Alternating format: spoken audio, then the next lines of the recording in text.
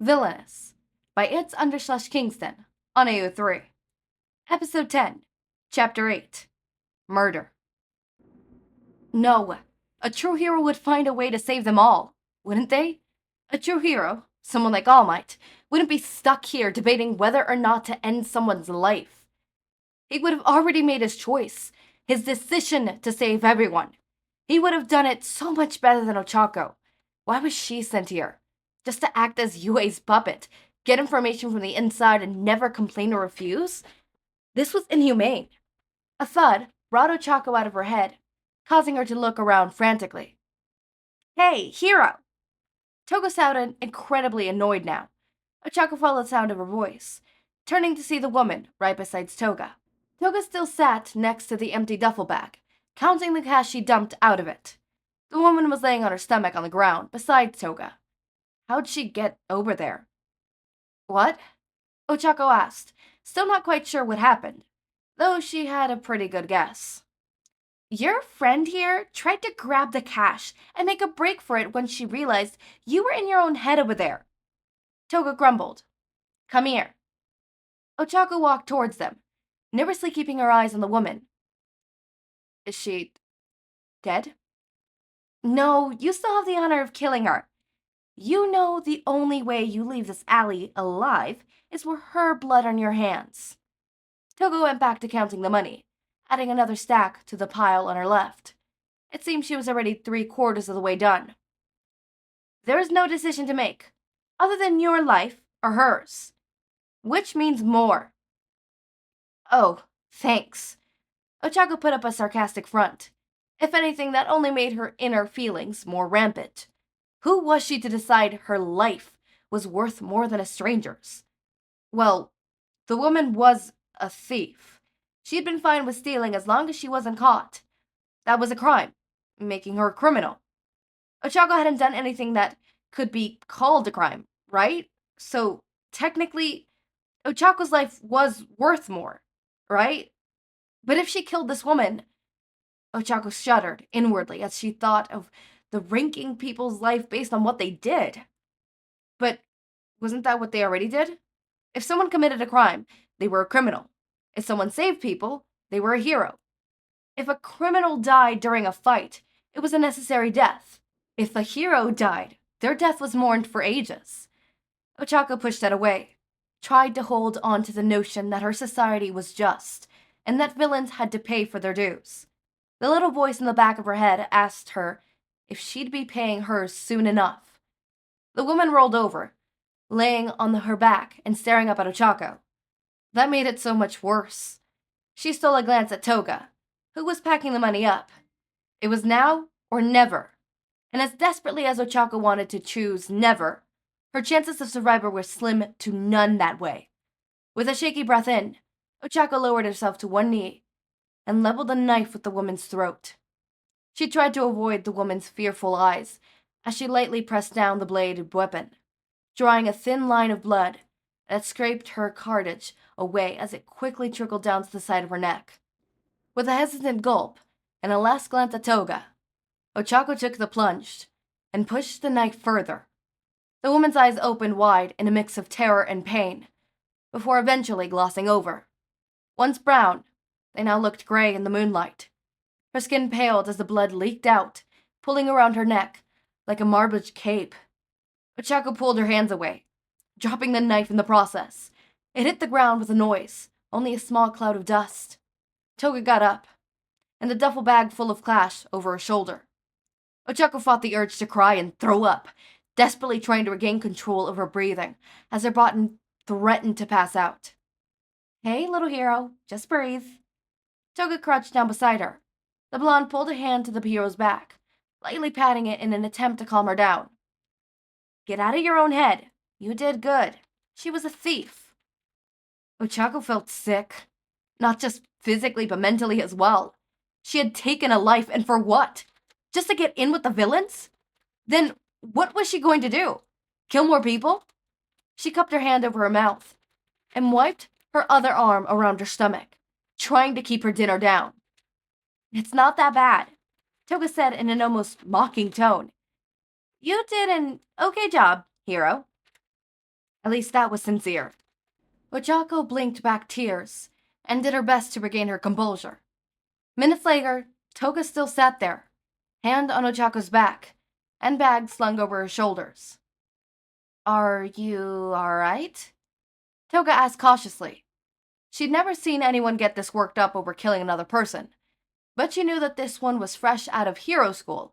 It was probably a big change, Toga reasoned, going from don't kill, just incapacitate, to kill, unless you're specifically told to incapacitate. I'm... Ochako started, sitting back up. Her eyes were blurry and unfocused, and she rubbed them before turning to look at Toga. I'll be okay. She sniffled, doing her best not to look at the woman's corpse. A hero. Could she still call herself by that title? Ochako wasn't okay by any definition of the word. She felt lost in a gaze, hypnotized by the littlest of feelings. Good job, hero. Toga stood up, before helping Ochako off the ground. You're ready to go meet Jin and Dabi. Well, Dabi might not be there, but Jin will. Ochako nodded blankly, following Toga back the way they came. Honestly, Ochako was hardly registering what's happening around her. She felt numb and cold, physically and mentally. She was drained, feeling as if she had just ran a marathon. Almost like she'd left her brain back with the woman's corpse, and her body was working on autopilot as she walked behind Toga. Slowly, it began feeling like the death of that woman happened so long ago, almost years ago. Did she even kill her? As the event replayed in her mind, it felt further and further away, less and less like her. Hey, don't go all zombie on me, hero. Toga snapped her fingers in front of Ochako, startling the girl. Sorry, Ochako mumbled. What's your name? Huh? Ochako turned towards Toga, squinting at her fingers in the starlight. I don't need you getting lost in your own head, so answer my question. Toga elaborated with a gesture of her hand. So, your name? Oh, Ochako paused. For a scary moment, she drew a blank on her own identity. Uraraka Ochako. See, that's what I'm talking about, little hero. You're overthinking everything and can hardly remember your own name. Toga put her hand in her pockets, and then turned to look at Ochako. Did you grab my knife back? No. Sorry, Ochako replied. Toga sighed and kept walking. It's all right, I'll get another one. So, Uraraka Ochako. Toga emphasized her name playfully, in a way that subconsciously made the hero smile. What's your hero name? Gravity, since I can negate the gravity of things I touch. Ochako picked up a rock off the ground to demonstrate, and lifted it into the air, flying it in front of Ochako as she kept walking. Yeah, that's how you got us onto the ceiling, Toga said, watching the floating rock with interest. Ochako touched her fingers together, and the rock dropped to the ground with a thud. She already felt a little better, keeping her mind away from the woman, but she was never truly banished from the back of the most corner of her hero's mind. When she closed her eyes, all she could see was the look of raw terror plastered on the woman's face. A woman she killed without knowing the name or life. She clasped her hands together, wrinkling them nervously as she tried to find a new distraction. Yeah, what's your quirk? Ochako evened her voice as best as she could. Feeling curiosity, Midnight and Hawks had briefed her about the quirks of every League member, so she already knew that the blonde's transformation quirk. Toga gave the gravity hero a knowing look, before answering anyways. I can transform into people, if I drink their blood. A slight pause. Oh, we're finally out. The pair exited the alley, ending up not incredibly far from the park they met at. Wait, hold on. Yue told us about you guys, but they didn't mention that, Ochako said, taken aback by Toga's statement. What, do we get our own classes based on us? Toga smiled slyly, clearly amused. Ochako laughed awkwardly at the girl, though her smile was real. Trying to hide said smile, as she needed to seriously ask about the girl's quirk, Ochako said, Not your own class, more like warnings whenever the League does something big. It's not on record how you transform, though, and if it is, they're withholding it. The gravity hero furrowed her brow. Did Yue seriously not know? Could that be how Toga was able to slip out of prison so easily? Thanks for the information, Toga said with a wink, causing Ochako to roll her eyes. Wait, she just given out Yue information to a villain. Not just a villain, but a member of the League. That wasn't good. She had to be careful and not spill anything else. Any other secrets to spill? If I tell you too much now, I won't have a bargaining chip when I become an official member of the League, Ochako replied, trying to sound boastful rather than anxious. Don't we have to meet up twice somewhere? Toga chuckled, though Ochako wasn't sure at what. Probably the hero's attempt at being smooth. Whatever. Yeah, I'll text him and ask him where he wants us to meet at. Toga quickly typed out a short message consisting of, Job's done, hero did okay-ish. Where should we meet? Ugh, what does it always take him so long to answer me? I got his cash back, and he won't even reply right away. Toga complained, sitting on the ground, with her back to the wall. Get comfy, hero. He might take a bit. Ochako sat down beside Toga, and pulled out her phone. Of course, this was her second phone, the burner Toga had given her. She flipped it around in her hands a few times. It didn't have anything interesting on it, so she just stared silently, closing the device. The woman's face appeared in her hands as soon as Ochako stopped actively thinking about anything else. The way her eyes glossed over, and how the blood circled around her, how her face was pale and frozen in fear, contorted into a mask of panic. The hero shuddered and began searching for a distraction. Could I get your number? Ochako asked quietly, shifting her gaze to Toga, who was occupying herself by flipping a second, larger knife in her hands. I thought you'd at least use a pickup line, but sure, little hero. Toga grinned and grabbed Ochako's phone out of her hand. You know I didn't mean it like that. Ochako blushed slightly, a red tint crawling up her neck. She liked Izuku anyways.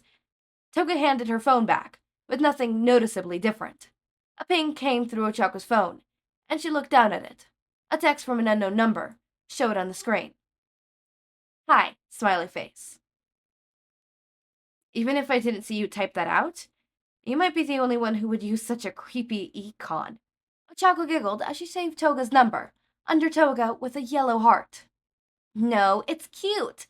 Look at its little happy face, Toga declared, smiling down at her phone. Seconds later, it pinged after receiving a text message from Twice. Finally, I was getting bored. Toga opened her message with Twice, reading it quickly. Ochako wanted to see too. So, without much thought, she rested her head on Toga's shoulder to read it. The blonde didn't seem quite sure how to react to this, and opted to just let the hero lean on her. Weirdly enough, Toga found herself smiling as the hero laid quietly. Shaking her head lightly, the blonde nudged Ochako off her shoulder and stood up. Let's go, she said, extending a hand to Ochako. Let's go, I'm no longer sick. Okay, now you might be confused if you listen to my other two podfics.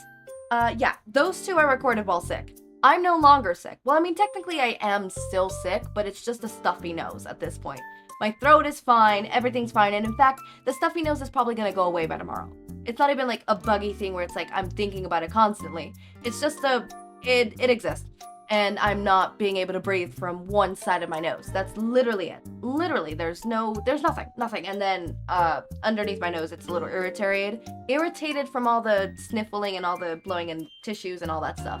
So quite literally, like, I'm good, right? This video was still kind of short because, again, we left it off in like a half point and stuff like that, right? But I'm glad to be back and being okay. It is great. I did take 2-day break, or technically a day and a half break. So, well, technically speaking, yes, I recorded videos yesterday and I recorded videos today, but it wasn't the same amount. I recorded 2 videos yesterday and 1 video today. So, quite literally, I practically had like 2-day break or 1-day break, except I extinguished that into 2 days. In a way. Does that make sense? I hope that makes sense. Because technically speaking, within the 2 days, I was supposed to record 6 videos, not 3. But I recorded 3. Right? In fact, technically speaking, I wasn't supposed to record this video today. I was supposed to take this day completely off, but I decided to record it because I wanted to. No, I had fun today. Nice. Things were nice, amazing, great, wonderful. But I am glad that I am back. I missed you guys. Although, I will say, I kind of need to get up on my game of being on top of schedule, considering the fact that I might be getting an actual job soon. Yeah, adulting, right? I've been getting more interviews ever since I may or may not have fidged a little in my interview. Not my interview, but like my resume. I mean, it's not that bad. It's not like I faked a degree or anything like that. I just faked work experience, you know, and not faked. It's just I prolonged it. Instead of being like work experience that was less than a year, I made it like a year and a little bit more, just so I could seem more hireable. And I might add some other, you know, work experiences that technically speaking should not be on there, but I can pass by on there, like babysitting and stuff like that, right? I just want to help myself out as much as I physically possibly can, you know? It's what's best, but this was really interesting. We got a little bit of Toga and Ochako, you know, together, right? Ochako did kill someone. I knew that was gonna happen, and I wonder how this is gonna progress. I wonder how, is that the major character death? There is some people who classify major character death just as, you know, gruesome depictions of death. Like if the death happens in the chapters or in the story and it's like a big thing, like it's not just mentioned, it's actually like the person dies on screen kind of thing, then that it's major character death. I don't classify major character death as that, but I know some do. So is it that? Kingston, is it that? Or are you gonna leave us in the not knowing?